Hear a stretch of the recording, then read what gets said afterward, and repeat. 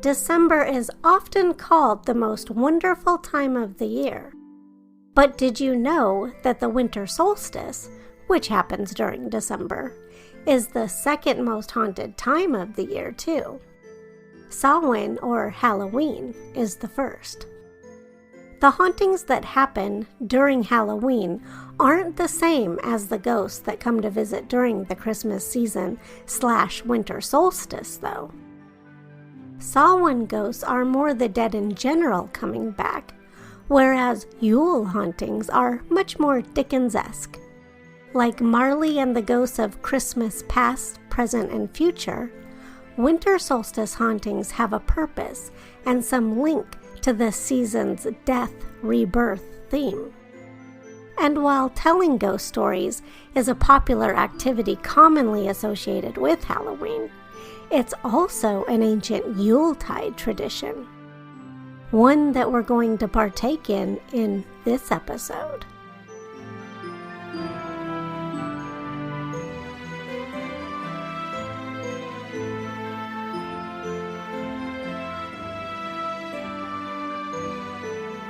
Hello, fellow restless spirit. Thanks for joining me for this special fiction episode of the Haunted Christmas season here on the Haunt Jaunts podcast. My name is Courtney Maroc, and the short story you're about to hear, Making Merry, Night of the Living Christmas Decorations, is one I wrote once upon a Christmas time long, long ago. So sit back or curl up, however it is you get comfy. Grab your favorite snacks and drinks, and enjoy this tale of merriment, mischief, judgment, redemption, and love.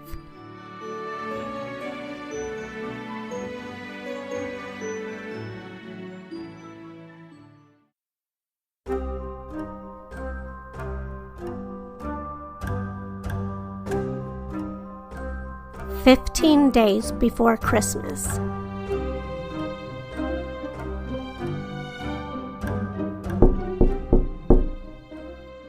Kyle never heard the tapping at his window. Sprawled on his bed in the dark, his earbuds in, his MP3 player turned up as high as his ears could stand, he only knew someone was outside when he saw the shadow cast against the shade. He popped out his earbuds and went to investigate.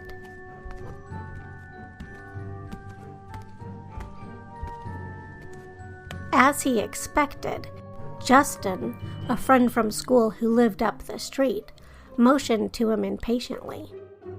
Kyle flipped him off, then grabbed his jacket, put on his shoes, and cautiously opened his bedroom door. It was nearly midnight.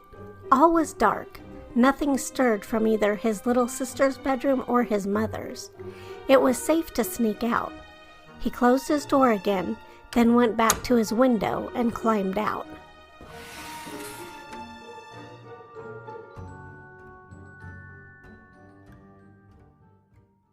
About friggin' time you get out here. Didn't you hear me? I've been freezing my balls off for the last 20 minutes trying to get your attention.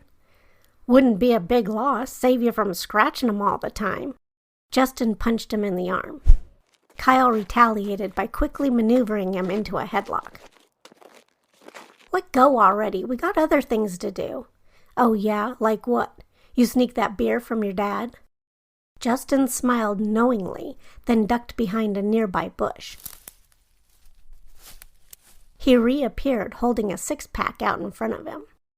Kyle quickly snatched it away from him, freeing one can for himself before tossing the rest back to his friend.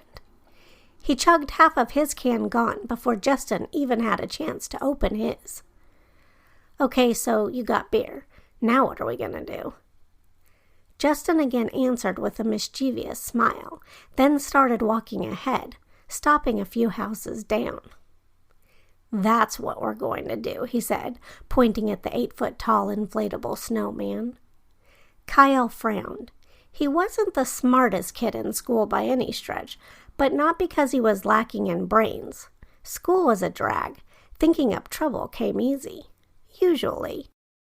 But he couldn't figure out what kind of trouble Justin expected them to get into with a giant snowman. It was kind of conspicuous. Justin laughed. Don't you get it, dude? Look around. He spun in a circle, his arms outstretched and palms flat, presenting all of the houses bedecked in Christmas finery. We could have a freaking field day, pull one of the all-time greatest Christmas pranks this neighborhood has ever seen. I don't think this neighborhood has ever seen any Christmas pranks, Jay. Even better, we'll start a new holiday tradition, give future generations something to aspire to. What are you talking about? Mayhem, a Christmas decoration massacre. The possibilities glimmered in Kyle's mind. But so did something else. He didn't have much of a conscience, but the little he did have warned him this didn't feel right. Christmas was all about little kids, Santa, Jesus, miracles, and crap. Vandalism was better suited to Halloween. I don't know, Jay. Justin looked at him incredulously. You've got to be kidding me. You don't get it, do you? Watch. He went over and plucked out one of the spikes tethering the snowman to the ground. It flopped forward face first. That's your big plan, Kyle sneered. That's pathetic. The wind could have done something like that. You think you can do better? Show me.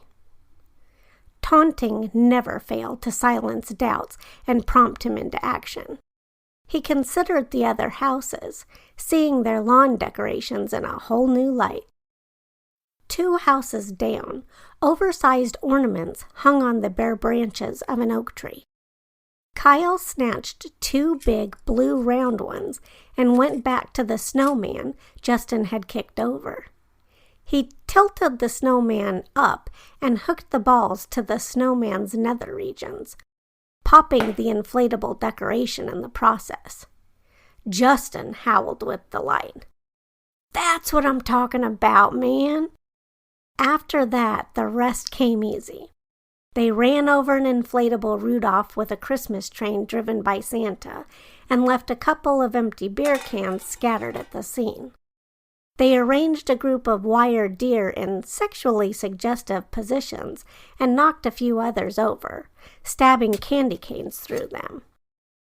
They ripped bows off mailboxes and threw them in the street, lynched a skiing polar bear with a string of Christmas lights, and moved 2 5-foot-tall toy soldiers guarding someone's front door to a lawn where they could peer up the skirts of a trio of angels. After about an hour of horsing around and rearranging a number of displays, the boys, now out of beer and cold, decided to call it a night. The next morning, the call started early.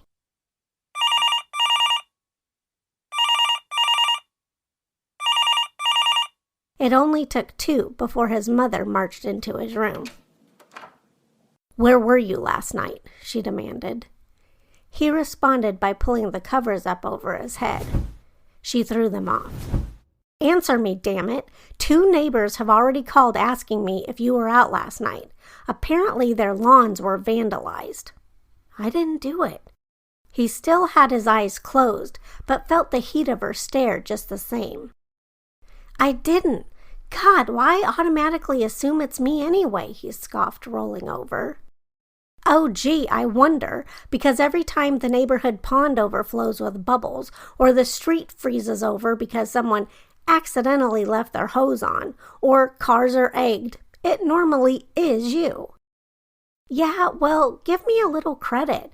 I have some respect for Christmas, don't you know?" "No, I don't. But since it seems like you're not going to fess up, I guess I'll have to call Justin's mom and see if she's had any better luck eliciting a confession. If she has, you better hope he doesn't turn on you, my friend. If I find out you're involved, which you won't because I wasn't and neither was he." His mother just shook her head and walked away. She called Justin's mom, who had gotten no further. Years of getting into trouble had taught both boys the power of denial. They knew better than to admit to anything without concrete proof convicting them. Kyle went to school Monday, smug in the satisfaction they'd gotten away with exactly what Justin had hoped for. They'd pulled off the biggest Christmas prank their neighborhood had ever seen.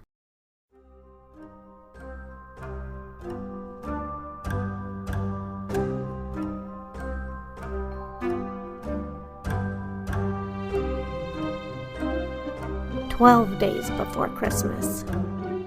Kyle got off the school bus with Justin, laughing about something like they always did. Today it happened to be about Becky Montgomery's hair. Justin had decided to stick gum in it, but Becky wouldn't discover it until she got home.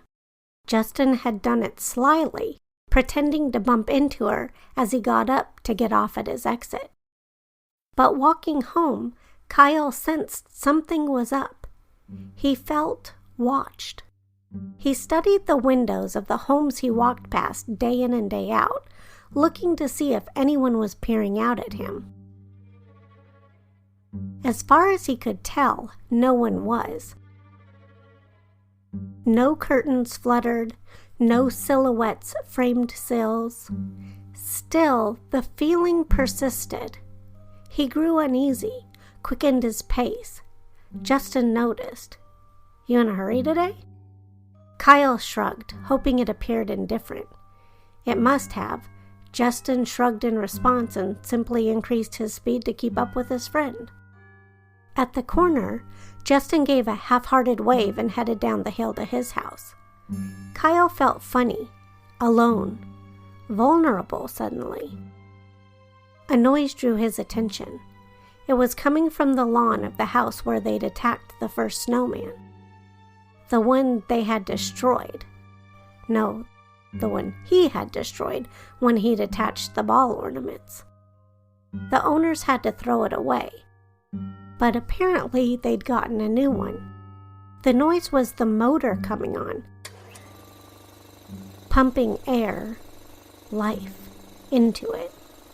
In seconds, it rose to stand erect, taller than its predecessor by 2 feet. Its eyes shone with malintent, and its mouth turned upwards in a crooked, devious smirk. Worse, it seemed to be focusing on him. But that was silly. It was an inflatable toy. Its eyes, creepy as they were, couldn't really see him. Could they? When a sudden gust of wind sent it lunging forward, its widespread snowman arms outstretched as if trying to grab him, Kyle shrieked and ran. He only slowed down at his driveway to fish his keys out of his backpack. By then he was rational enough to look behind him. Of course nothing was there. He shook his head. The snowman could not see him. The snowman did not try to grab him. Fabrications of a guilty conscience.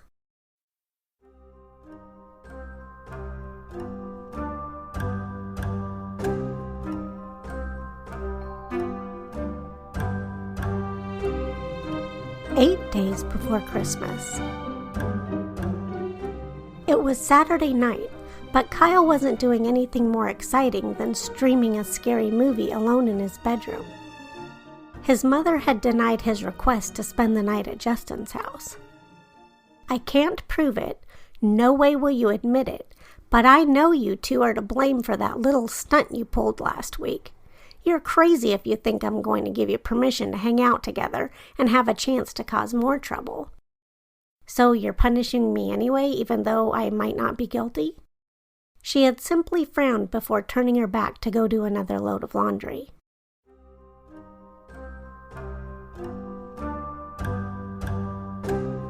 A little before midnight came a tapping at his window.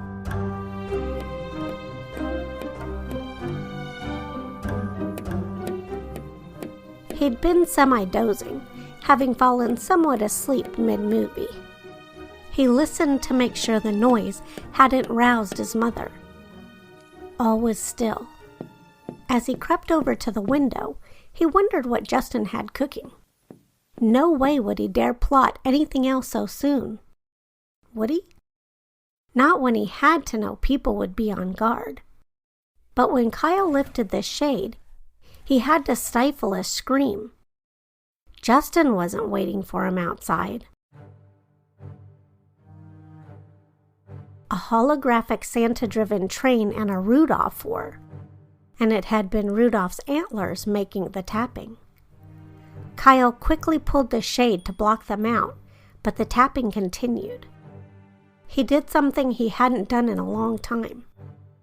He ran back to his bed, dove in, and pulled the covers over his head. The tapping continued, but cowering under his pillow and stuffing his blankets up around his ears helped to drown it out. When he woke the next morning, huddled against the wall, with his blankets still engulfing him, he remembered his visitors from the night before. Slowly, he crept out of bed and dared to peek out the window. His lawn was devoid of any holiday decorations. "Must have been a dream," he mumbled.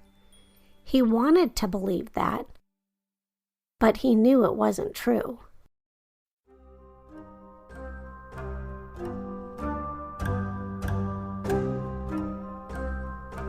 "5 days before Christmas."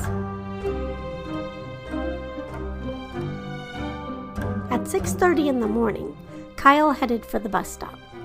One more morning of getting up early, then tomorrow was a half day, school would let out, and Christmas break would begin.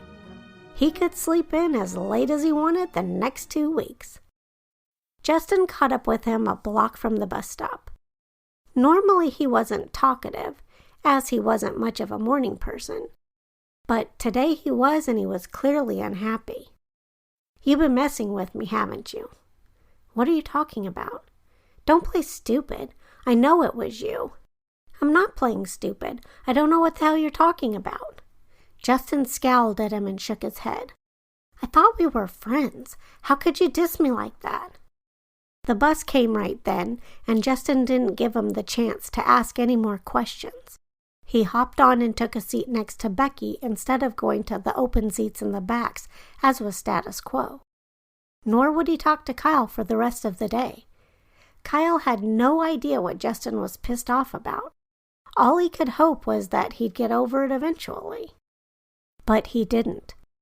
Whatever Justin was ticked about, he stayed ticked about and completely shut Kyle out.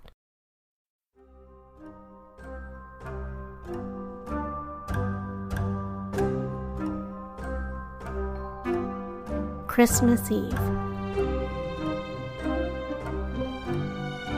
Kyle ate dinner with his family, unwrapped presents, then went to his room to watch one of the new movies his mom had just given him. Both he and his little sister were beyond the Santa phase, but his mom wasn't. She still liked everyone to turn in early so Santa'll have a chance to stop by. He knew it was her. She still liked leaving them something under the tree from Santa so they'd have something to look forward to when they woke up Christmas morning. Why they just didn't wait to open all of their presents Christmas morning, Kyle never understood, but he didn't question it either. His mom enjoyed being Santa? Fine. He begrudged her a lot, but maybe it was the spirit of the season that got to him. He let her have this without any stink. At 11 o'clock, she tapped on his door. "Hey, buddy, don't you think it's about time for lights out? He knows when you're sleeping and all of that, don't forget." Yeah, I know. As soon as this is over." He nodded to his TV. "When's that gonna be?" "Maybe 10 minutes. I'm right at the end." She smiled and winked. 10 minutes then. After that, lights out." He nodded. She blew him a kiss and shut the door. 10 minutes later, he turned his lights out as promised. 20 minutes after that, he heard his mom sneak down the hall, open the garage door, heard the rustle of something like a paper bag, then heard her going back to her room. He smiled in spite of himself.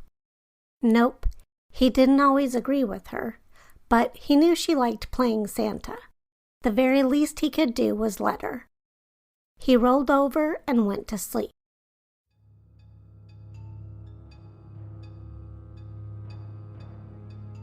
But an hour later, noises at his window woke him up. After the last time, he was afraid to look. But last time had been a dream, confirmed by the fact that when he woke up the next morning, nothing had been on his lawn. This was maybe just another dream like that. So he went to the window and looked out. His jaw dropped at what he saw. Justin inside an inflatable snow globe, one of the 2 resident snowmen holding either arm. The snow globe sat atop a sled pulled by wire reindeer, of the variety they'd stabbed with candy canes. Even though Kyle couldn't hear his words, he knew Justin was screaming for help. He also knew this was no dream. The last thing Kyle wanted to do was go outside with them, the Christmas decorations from hell. But his friend needed help, the friend who refused to talk to him the last few days. If there was ever a way to salvage a friendship, this was it. So he ventured outside and was immediately clobbered over the head with candy cane-wielding toy soldiers. Once they pummeled him to the ground, they used strings of lights, courtesy of the skiing polar bear, to bind his hands and ankles. Then they tossed him up on the sleigh next to Justin trapped in the snow globe. Kyle didn't know where they were planning to take them, but he suspected it was down to the fiendishly grinning snowman waiting on the corner. The procession stopped when all of a sudden there arose such a ruckus, a shout and a clatter from the nearby rooftops. Kyle looked up to see what was the matter, and to what did his wondering eyes appear? Santa in a sleigh pulled by 8 not-so-tiny reindeer. "Ho, ho, ho!" Santa called out. "This doesn't look like a very merry scene to me. What exactly do we have going on here?" "These boys were very bad, Santa, and we're taking them to be punished," one of the toy soldiers said. "And what has Kyle Sands and Justin Peters done to qualify them as bad?" Santa asked. "You know them?" all the decorations asked in unison, surprised. They weren't the only ones. So was Kyle. Santa laughed a big hearty belly chuckle. "Why, of course, I know all children, big and small. And I don't have these 2 on my naughty list. So please, do tell me what makes them such very bad boys." All of the decorations started speaking at once, but Santa held up his black-mittened hand to silence them. "Please, one at a time. Let's start with you, toy soldiers." They related what the boys had done to them. Kyle, still in awe at the red-suited myth come to life, who'd not only known his name, but apparently really kept lists, of which Kyle was somehow miraculously not on the naughty one, was sure he now would fall from grace. Especially when Santa beseeched the polar bear, the reindeer, and the snowman, among others, to share their tales of torture at his hands. Kyle grew increasingly nervous as Santa's frown deepened a little bit more with each disclosure. Judging from Justin's expression, he shared Kyle's anxiety. When everyone finished, Santa shook his head and looked disapprovingly at the boys. "I know boys will be boys, but this is the worst case of Christmas sabotage I've heard of in a long while. I understand why these decorations seek retribution now." Kyle's heart fell. He was sure Santa was going to give them the go-ahead to continue. "But they'll be no better than you if they proceed." Now Santa cast a stern eye on the decorations. A glimmer of hope that they'd been spared fluttered in Kyle's heart. Until Santa said, "But that's easy for me to say. I wasn't the one who was wronged. They have to do as they see fit."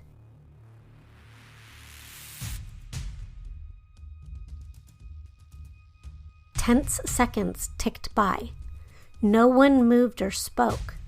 Eyes darted restlessly all around. The snowman on the corner broke the stillness with a dissatisfied grumble. "They killed my cousin. Popped him.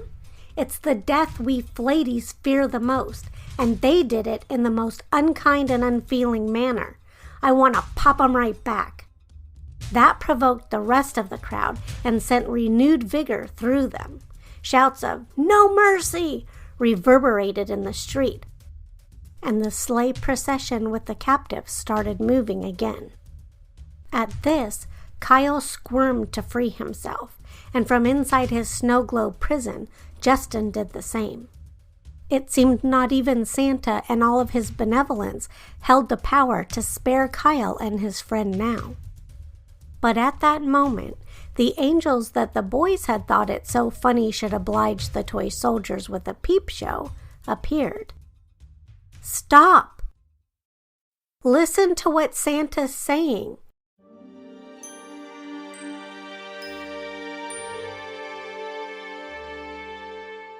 His message is one of peace and love, but most importantly, forgiveness.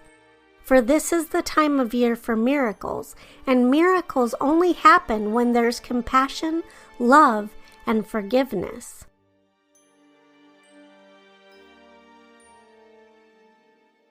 "The only miracle here is that we didn't act sooner," the snowman yelled. Not so. These boys, bad as they may seem, have a real friendship. We recognized the terror in Kyle's heart when he looked out of his window to find his friend trapped in the snow globe. Despite that, he rushed out to help him. And the past 12 days, because of the visits you made to each of them, they felt more than fear. They knew shame and doubt, too. We also saw that in their hearts. Deep down, they know what they did to all of us was wrong. Most importantly, deep down, they feel sorry about it. "That's no miracle," the snowman grumbled. "Seeing us for what we really are, is though, and they do now." "Oh," the snowman scoffed, unconvinced. "Let's see if that's true. Let's ask them what we are then." All of the other decorations agreed. It was decided. Kyle and Justin were about to be asked the most important question of their lives, a truly life-threatening pop quiz if ever there'd been one. "Boys," the angel said, "tell us true now, and don't forget we see into your hearts. What we," they waved their hands to indicate the crowd of decorations, "really are." Kyle didn't speak right away, nor did Justin. But when the snowman shifted impatiently, Kyle knew he had better deliver the right answer, and fast. "You're not just decorations. You're symbols of the season. Of hope and tradition," Justin piped in. "Of cheer and comfort," Kyle added. "You bring the light of love into people's hearts. No matter what they do or don't celebrate, you are symbols of what people aspire to be, of what they want the world to be filled with. That's why they take the trouble to put you up year after year. And it was wrong of us to disrespect that, to disrespect you." "I'm sorry," Kyle said. "I am too," Justin agreed. Everyone looked shocked, and the snowman looked a little dismayed.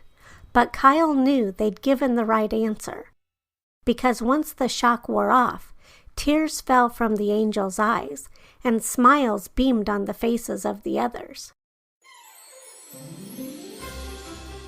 "Well," Santa said jovially, "I do believe these boys have learned their lesson." The toy soldiers unwrapped Kyle, and then he watched as the snowman in the globe released Justin. Then the decorations headed back to their rightful lawns, and Santa returned to his sleigh, but not before Kyle asked him one last question. "I don't get it, Santa.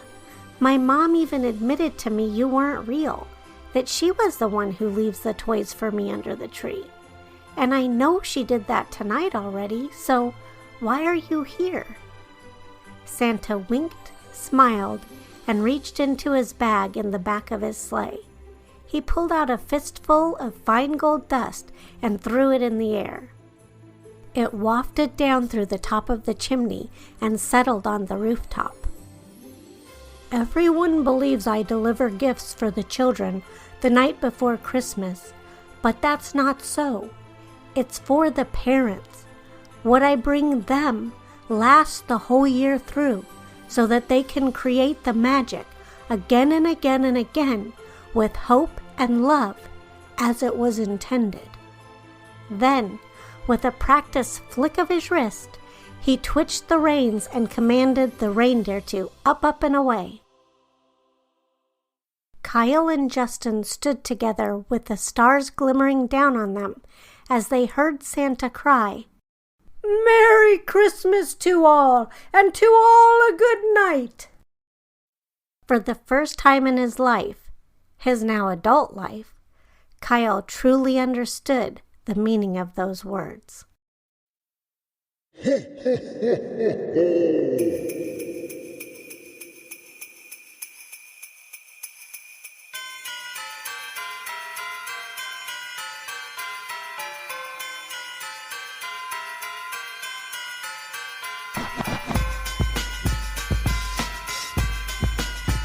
Thank you so much for tuning in to listen to Making Merry, Night of the Living Christmas Decorations, a special fiction episode of the Haunted Christmas season here on the Haunt Jaunts podcast.